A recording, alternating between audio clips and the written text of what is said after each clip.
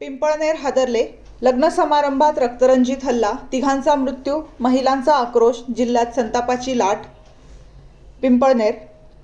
धुळे जिल्ह्यातील पिंपळनेर परिसरातील घोडेमाळ येथे एका आनंदाच्या लग्न समारंभाचे रूपांतर थेट रक्तरंजित रणांगणात झाले.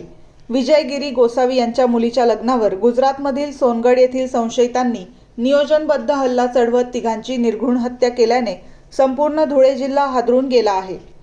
धमक्यांपासून थेट खुनापर्यंत विकृत मानसिकतेचा कळस.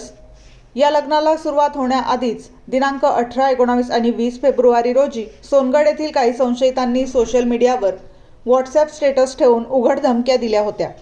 तुम्ही लग्न कसे करता ते आम्ही पाहतोच, अशा उर्मट आणि उघड इशाऱ्यांनी वातावरण आधीच तापले होते.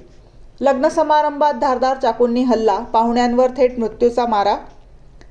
आज लग्न समारंभ सुरू असताना सोनगड येथील संशयित आरोपींचा टोळकाच धारदार शस्त्रे घेऊन लग्नस्थळी घुसला. त्यांनी थेट लग्नात विघ्न घालत पाहुण्यांशी वाद घातला आणि क्षणार्धात तलवारी, चाकू आणि तीक्ष्ण हत्यारांनी अंधाधुंद हल्ला चढवला. या रक्तरंजित हल्ल्यात सुरेश सुपडू गिरी गोसावी, साहिल सुरेश गिरी गोसावी, देवा रवींद्र पवार यांच्यावर निर्दयीपणे वार करण्यात आले. रक्ताच्या थारोळ्यात पडलेल्या जखमींना तातडीने रुग्णालयात हलवण्यात आले, मात्र उपचार सुरू असताना या तिघांनी प्राण सोडले. पंकज अशोक गिर गोसावी, सागर मोजगीर गोसावी हे गंभीर जखमी झाले असून त्यांना पुढील उपचारासाठी धुळे जिल्हा शासकीय रुग्णालयात हलवण्यात आले आहे. आनंदाचे रूपांतर शोकसभेत, महिलांचा हंबरडा, नातेवाईकांचा संताप.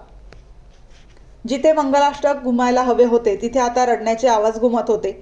मुलीच्या लग्नातच मृत्यूचे सावट पसरल्याने संपूर्ण परिसर सुन्न झाला आहे. महिलांनी रुग्णालयात आक्रोश करत आरोपींना कठोर शिक्षा देण्याची मागणी केली.